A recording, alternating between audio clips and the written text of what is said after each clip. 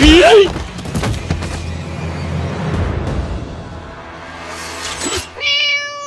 you think you were safe?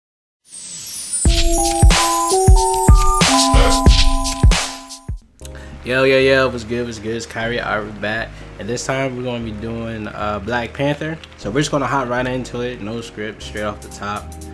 And what I'm doing right now is I'm just redoing the hand in the original sketch that you'll see.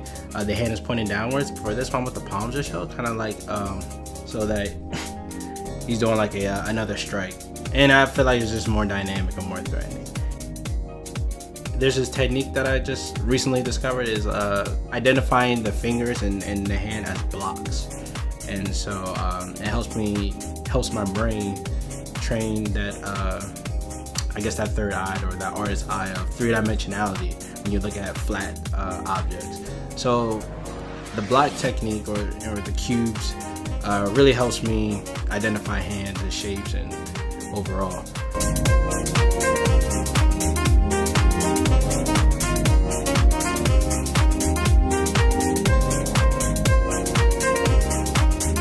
And this is just a sketching process, you know, just finding new ways to illustrate the idea, and just going back and forth, you know, take away, adding in, and just keep going back and forth with it. And this is on my light table, since you can see the original sketch behind it has his hand pointing down, and like I said, I wanted the composition to be more like dynamic, more action oriented, and I'm just going over the tracing of the head.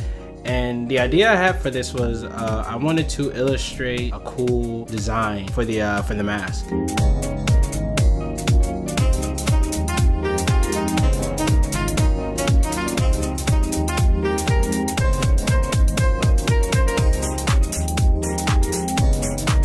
And for this, I'm mixing different designs for the mask, fusing and meshing together his new purple suit kind of design, because he has like these markings going throughout his whole body.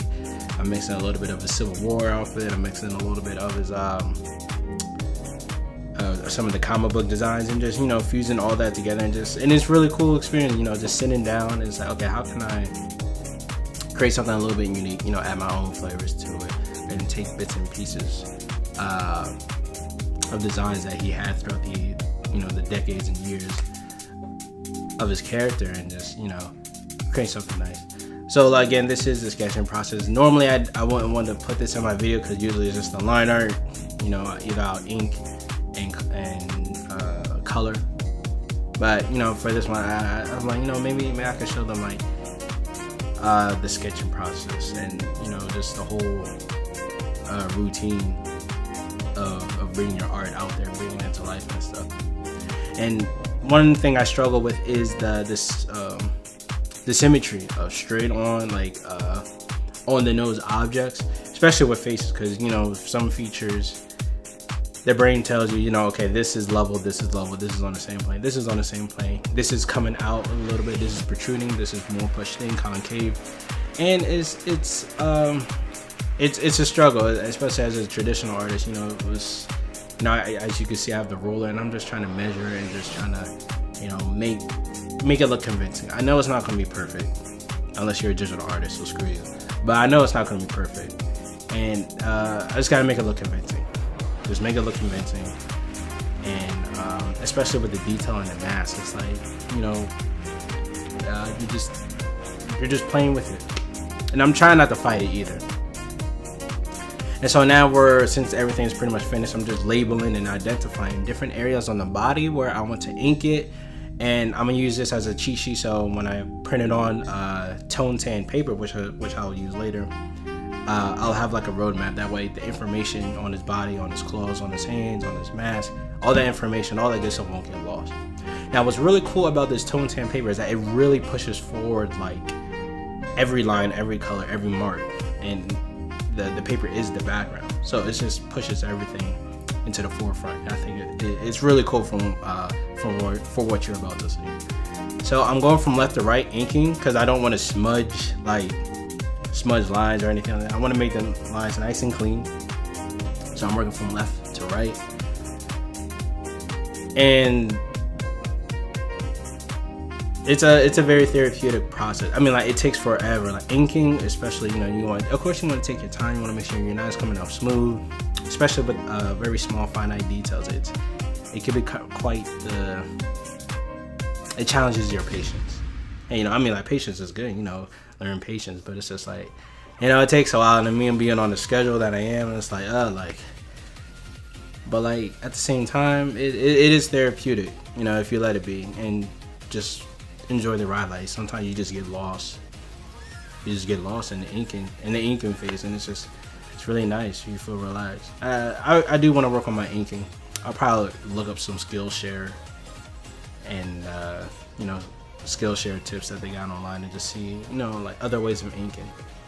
And ignoring my previous logic of going from left to right to affect smudges on the piece. I didn't know what to do with the left hand that's going back there. I didn't know what to do, so I just like, okay, I'll think about it later. Let me just do what I know how to. So I'm using a paper towel that way to prevent smudges, and because the hands on the oils, they'll affect the mediums and tools that you use. So I'm using a white gel pen and a white color pencil just to bring out those features, to bring out those I don't want to say phalanges, but the creases in the fingers and stuff like that.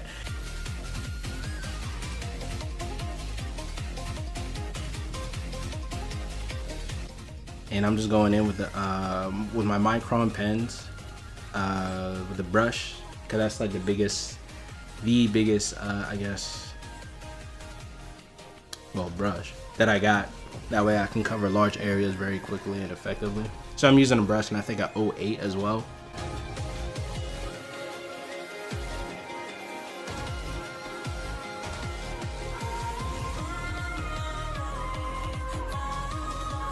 For those lines that are like along the edges, that way I don't ruin or screw up anything. And I'm leaving kind of like those outside edges open and free, the sharp contrast areas, the light areas, because I don't want it to blend in with the background. So I am going back in with a copic marker just to break that up a little bit. And what's weird, not necessarily weird, but like the effect of the paper, what it does is it kind of makes your colors like a tan version of it. So if you put like a white down, it'll kind of look grayish. Oh, it all depends on the tool, because with a white color pencil, the white sticks out, and with a white gel pen, it sticks out. Copic markers are alcohol-based markers, from my understanding. You can see it's like a tannish gray.